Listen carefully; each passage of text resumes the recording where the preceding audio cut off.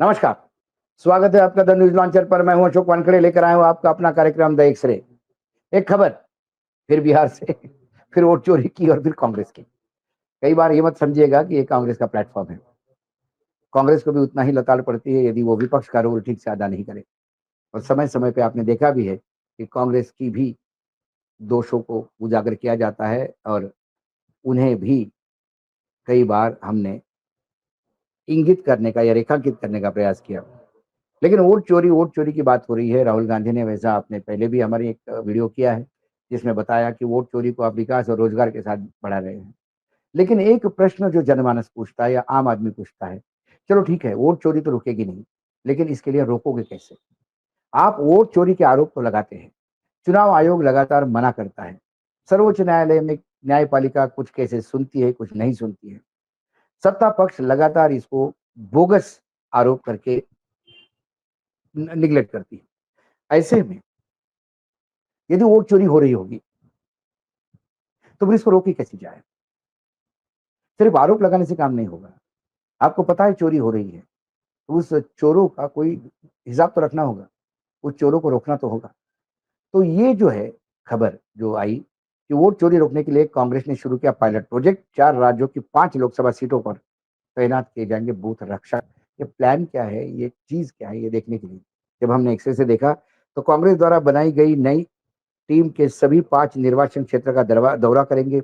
Booth स्तर पर स्थानीय नेतृत्व के लिए वोटर लिस्ट की समीक्षा पर ट्रेनिंग वर्कशॉप आयोजित करके जमीनी स्तर पर काम शुरू कर दिया है।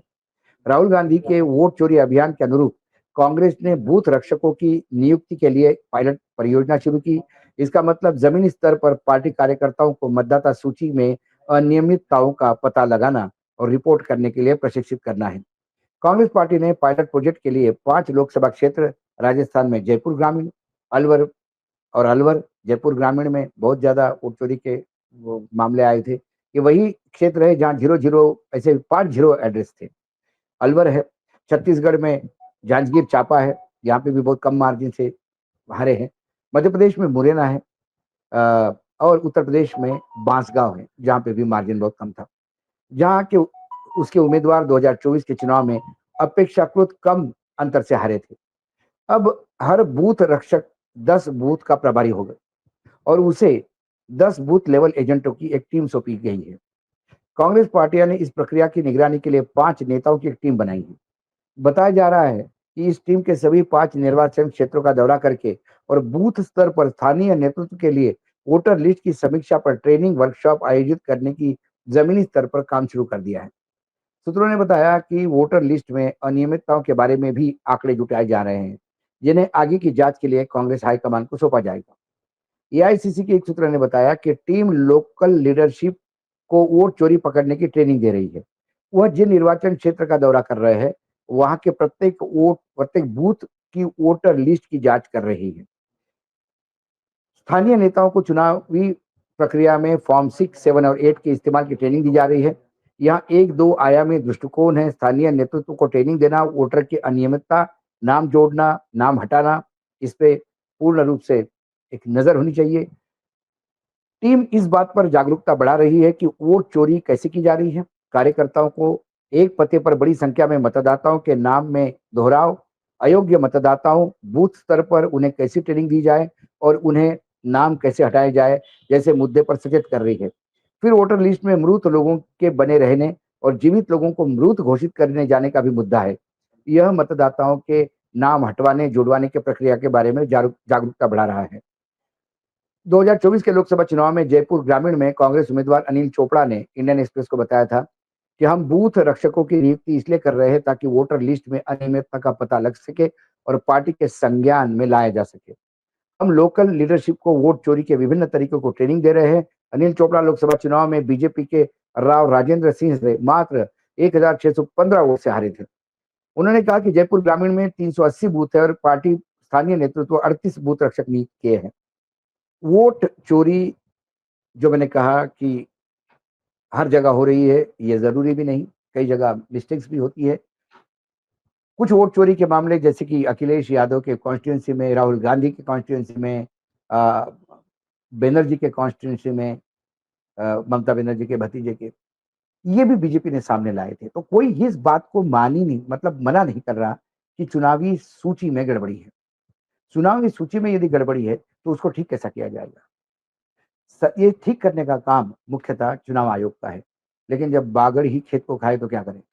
चुनाव आयोग ही इस बात को मानने को ही तैयार नहीं है, हर जगह अफिडेविट माँगती है। अफिडेविट देने पे चुनाव आयोग को जो 18,000 अफिडेविट अखिलेश ने दिए, उसकी कितनी स्पीड है ये देख सकते हैं आप कि 5 78 अफिडेविट मात्र 5 विधानसभा से जुड़े हुए, उसको उन्होंने क्लियर करने में करीब-करीब 2 साल लगाए। उस हिसाब से तो 18,000 को 20-22 साल लगेंगे। उसके बाद कर्नाटक में जो बताया गया कि कैसे अ, ऑनलाइन फॉर्म में गड़बड़ी होती है, तो चुनाव आयोग ने 2 टूक जवाब दिया कि ऑनलाइन डिलीशन होता नहीं। चुनाव आयोग कहता है कि जब भी किसी का डिलीशन का फॉर्म आता है, तो वो बीएलओ को भेजा जाता है और बीएलओ फिज़िकली वेरिफिकेशन करता है। इस बात पे भी मैंने कहा कि मैं एक जीवंत उदाहरण हूँ। उदाहरण इसलिए हूँ कि मैं मयूर विहार फ़ेज़ 1 में रहता हूँ और मेरा वोट था। मैंने वोट दिया भी है लगातार, लेकिन एकाएक लोकसभा चुनाव में मेरा वोट गायब हो गया। मुझे ये बताया गया कि आपके पत्नी का वोट है और आपके भतीजी का वोट है जो 10 साल से बॉम्बे चली गई। उसका वोट है लेकिन मेरा वोट नहीं। जब मैंने पूछा तो कहा कि कोई सर्वे करने गया होगा तो उसको बताया होगा कि आप नहीं हैं। हमने कहा ऐसा कैसा हो सकता है? मेरी पत्नी कैसे नकार सकती है कि मेरे पति नहीं है, जबकि मैं उसी घर में रहता हूँ। मैं टेलीविज़न पे आता हूँ, लोग मुझे जानते हैं, इसके बावजूद नाम क्यों कटता है? मुझे तो कोई वेरिफ़िकेशन फिज़िकल वेरिफ़िकेशन के लिए नहीं आया था। सवाल ये भी है कि मेरा नाम डिलीट किसने करवाया? किसने फॉर्म 7 सी भराया? ये बात सिर्फ़ चुनाव आयोग बता सकता है।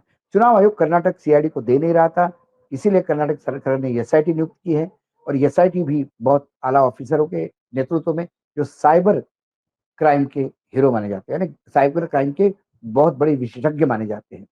हीरो क्राइम के नहीं, क्राइम सॉल्व करने के लिए माने जाते हैं।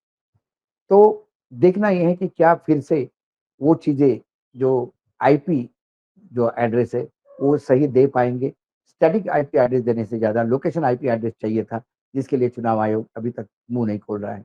यदि आईपी एड्रेस आपको मिल गया लोकेशन का, तो ये होगा कि किसके लैपटॉप पे या डेस्कटॉप पे ये काम हुआ है ऑनलाइन। और यदि चुनाव आयोग कहता है कि ये जो चीज़ें हुई है, ये बीएलओ को, तो चुनाव आयोग को उस बीएलओ को पकड़ना होगा कि जिसने एक वृद्ध महिला जिसको कंप्यूटर चलाना नहीं आता, उसके नाम से और किसी दूसरे राज्य के मोबाइल नंबर से उसने करीब-करीब 24 नाम डिलीट किए, 21 नाम डिलीट किए। जिनके नाम डिलीट किए वो मतदाता हैं। उनका मतदान का अधिकार लेने का अधिकार किसको? सवाल ये है। तो ऐसी कई चीज़ें हैं जो बूथ लेवल पे देखना है। बूथ यदि रक्षक है 5 यहाँ पायलट प्रोजेक्ट है और ये पायलट प्रोजेक्ट आपको 2029 तक पूरे देश के सभी लोकसभा चुनाव में लागू करने होंगे। तब जाके सही मायने में हम कहेंगे कि स्वस्थ लोकतंत्र की परंपरा है। जीते बीजेपी जीते कोई प्रॉब्लम नहीं, कांग्रेस जीते कोई प्रॉब्लम नहीं। सवाल राजनीतिक दल के जीतने का नहीं है, सवाल जीत के प्रोसेस का है। यदि जीत का प्रोसेस ही ऐसा हो, तो फिर लोकतंत्र में विश्वास कहाँ? फिर संविधान में विश्वास कहाँ? सारा खेल ही लोकतंत्र और संविधान का है। ये जो पायलट प्रोजेक्ट है, इसके नतीजे क्या आते हैं? कई बार हमने ये भी देखा है कि कांग्रेस में प्लानिंग तो कागज़ पे बहुत होती है, लेकिन इम्प्लीमेंट करते-करते वो भी बिल्कुल ढीले पड़ जाते हैं। क्योंकि संगठन जैसा चाहिए, जो भाजपा के पास संगठन है, वो संगठन कांग्रेस के पास अभी तक तैयार नहीं हुआ। बताया तो जाता है, राहुल गांधी भरसक प्रयास कर रहे हैं कि संगठन होना चाहिए, डिस्ट्रिक्ट लेवल के अध्यक्षों को बहुत अधिकार देने चाहिए। लेकिन फिर गुजरात हो या उत्तर प्रदेश हो, जिला अध्यक्ष का चयन कैसा हुआ, ये आप देखेंगे तो आपको हँसी आएगी। कई जिला अध्यक्ष बीजेपी के मंच पे बीजेपी का गमछा पहने हुए दिखाई देते हैं, उनके फ़ोटोग्राफ्स हैं। तो क्या पार्टी के लॉयल कार्यकर्ता पार्टी में नहीं है? या फिर कोई ऐसे स्लीपर सेल बैठे हैं दिल्ली में, जो जानबूझ के राहुल गांधी के इस पूरे प्रयास को पलीता लगाना चाहते हैं? ये तो समय बताएगा क्या हुआ, क्या नहीं हुआ। लेकिन वर्तमान में सभी को इंतज़ार रहेगा, हमको भी इंतज़ार है। एक सिरे से तो हमको इतना ही दिखाई देता है कि चुनाव आयोग डाल-डाल तो फिर विपक्ष पात-पात। यदि चुनाव आयोग हर चीज़ को मना करता है, चुनाव आयोग ने तो एसआरआई में आधार कार्ड भी मना किया था। तो सर्वोच्च न्यायालय के डंडे के बाद आधार कार्ड मान्यता प्राप्त हुआ। ऐसी कई चीज़ें हैं, चुनाव आयोग और विपक्ष के बीच में लगातार टसल चल रही है। लेकिन इस पूरे झगड़े में यदि चुनाव पे विश्वसनीयता ही खत्म हो गई, तो फिर जनता क्या इस लोकतंत्र में विश्वास रखेगी? हम बार-बार कह रहे हैं कि लोकतंत्र के साथ खिलवाड़ मत करिए, चुनाव के साथ खिलवाड़ मत करिए, होने दीजिए। याद आता है मुझे अटल जी के वो शब्द चुनाव आते हैं, जाते हैं, हार जीत होती है, जाती है, लेकिन इस देश को रहना चाहिए। क्या देश रहेगा? यदि देश पे आप गलत रास्ते से सत्ता में आओगे और तानाशाह बन के रहोगे, तो फिर लोकतंत्र कहाँ रहेगा? और जब तानाशाही अपना रूप दिखाएगी, तो जनता क्या करेगी? क्या नेपाल, बांग्लादेश, लंका, ये उदाहरण हमारे सामने नहीं है? ये उदाहरण देखते हुए भी हमारे नेताओं को अभी तक कुछ ज्ञान प्राप्त क्यों नहीं होता, या नेता अभी भी इस मूड में है कि भारत की जनता मूर्ख है, जहां हाको चली जाती है। आज एक सिर में इतना ही, कल फिर आता हूँ किसी विषय के साथ। तब तक के लिए नमस्कार, देखते रहिएगा द न्यूज लॉन्चर।